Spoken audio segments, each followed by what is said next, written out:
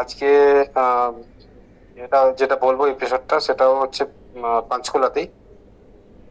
ওইখানে বাবার কিছু মানে তখনও তো আমরা তখন আমি বুঝিনি যে বাবা কি মহাপুরুষ কি। তো সেকেন্ড টাইম মানে তারপরে একবার উল্লেখযোগ্য যেটা বাবার সঙ্গে দেখা হলো সেটা হচ্ছে 2014-তে। 2014-তে আমি তখন ব্যাঙ্গালোরে থাকি, আর আমার ফ্যামিলি চণ্ডীগড়ে আছে। আর মানে একটু আহ, তখন আমার ইয়েটা ছিল একটা, মানে আমি একটা ট্রানজিশন ফেজে ছিলাম। তো অবভিয়াসলি ট্রানজিশন ফেজে থাকলে তখন কি হয়, আহ, মানে একটু রকম আহ, মানসিক একটু চিন্তা থাকে আর কি। তো বাবার সঙ্গে সেই সময় দেখা, সেটা হচ্ছে অগাস্ট অগাস্টে পুরুষোত্তম দার ছেলের ইয়ে ছিল, উপনয়ন ছিল মানে পৈতে। তো সেই সময় বাবা এসেছিলেন। এবং আহ, তখন কিছু জিনিস, অলৌকিক জিনিস এখন এখন মনে হয় যে এটা আহ, মানে বাবার কৃপাই আর কি, মানে গোবিন্দের ইয়ে। তো আহ, পুরুষোত্তমদের ছেলের পৈতে হয়েছিল এতে, কালীবাড়িতে, চণ্ডীগড়ের কালীবাড়িতে। তো সেখানে আমরা গিয়েছিলাম, পৈতের অনুষ্ঠান হচ্ছে আর বাবা ওখানে বসে আছেন। খুব ভালো, খুব সুন্দর অনুষ্ঠান হচ্ছে। তো ছোট্ট একটা পাত্রে পায়েস হচ্ছে, আমরা প্রায় 60-70 জন আছি ওখানে। আর পায়েস তৈরি হচ্ছে একটা ছোট্ট বাটিতে। তো আমি অবাক হয়ে ভাবছি যে এইটুকু বাটিতে পায়েস তৈরি হচ্ছে। হ্যাঁ, এতজন লোক, তারা কি পাবে সবাই? ওটা কি অন্য কোনো ইয়ের জন্য? যাই হোক, মনের মধ্যে প্রশ্ন ছিল। দেখছি, তো প্রোগ্রাম হলো, বলতে হলো। অবাক কাণ্ড, সেই পায়েসটা সবাইকে দেওয়ার পরও পরে দেখলাম যে সেই পায়েসটা বেঁচে গেছে। তো তখনও মনের মধ্যে রেজিস্টার হয়নি এসব জিনিসগুলো, ঠিক আছে এটা কোনো ইয়ে হবে, বুঝতে পারলাম না ঠিক, কিন্তু প্রশ্নটা মনের মধ্যে থেকে গেল। আর পৈতেটা খুব সুন্দর হলো। আর তারপরে বাবা ওখানে পুরুষোত্তম দাদের অনুষ্ঠানও করেছিলেন, সে অনুষ্ঠানেও বাবা ছিলেন ওখানে। তো আমি ছিলাম, আমি অ্যাক্টিভলি পার্টিসিপেট করেছিলাম ওখানে।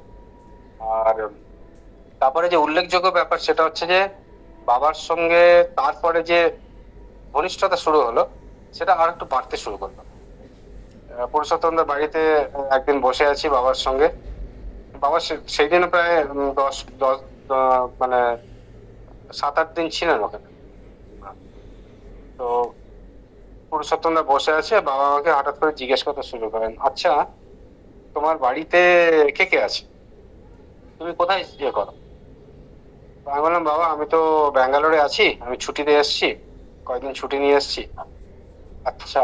তারপরে বাবা নিজেই বলতে শুরু করলেন, মানে আমি কিছু বলিনি বাবাকে, বাবা নিজেই বলছেন, আচ্ছা তোমার তো খুব মনে কষ্ট হচ্ছে না? তুমি ব্যাঙ্গালোরে আছো, তোমার ফ্যামিলি এখানে আছে, তোমার বাবা মা কলকাতাতে আছে। হুম। তো তোমার তো খুব কষ্ট হচ্ছে মনে হয়। হ্যাঁ বাবা, কষ্ট তো হচ্ছে। হুম। তো আপনি কিছু উপায় বলে দিন, তাহলে যদি একটু কষ্টটা লাঘব হয়। বাবা তখন হাসছেন, হেসে বলছেন, হবে হবে, চিন্তা নেই, হবে। তো সেই দিন বাবার সঙ্গে আমি মানে আহ, সে বাবার সঙ্গে অনেকক্ষণ সঙ্গ করেছিলাম, বাবা আমার সঙ্গে ছিলেন। তো আমার বাড়ি পাশেই ছিল, নতুন ফ্ল্যাট কিনেছিলাম। তো তখন বাবা বললেন যে আহ, আমি বললাম, বাবা আপনি যদি আমার ফ্ল্যাটে একটু আসেন, একটু আপনার চরণ ধুলি যদি পড়ে। বাবা বললেন, চলো। হ্যাঁ, খুব সুন্দর, চলো। তো বাবাকে গাড়িতে করে আমাদের ফ্ল্যাটে হ্যাঁ নিয়ে এলাম। দেখে বাবা আহ, গাড়িতে করে এলেন, এসে ফ্ল্যাটে ঢুকলেন, ঢুকে বসলেন, বসে বললেন, বাহ সুন্দর ফ্ল্যাট, তোমরা এ করো।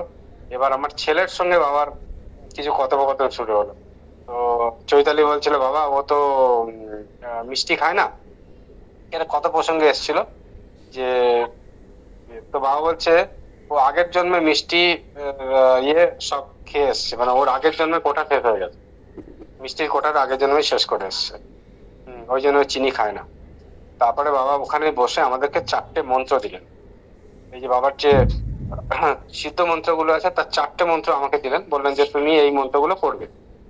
আর রূপকে বিদ্যা মন্ত্রটা বললেন, বলছে তুমি এই বিদ্যা মন্ত্রটা করবে। তখন রূপ হচ্ছে 2014, মানে ওই ক্লাস 11-এ।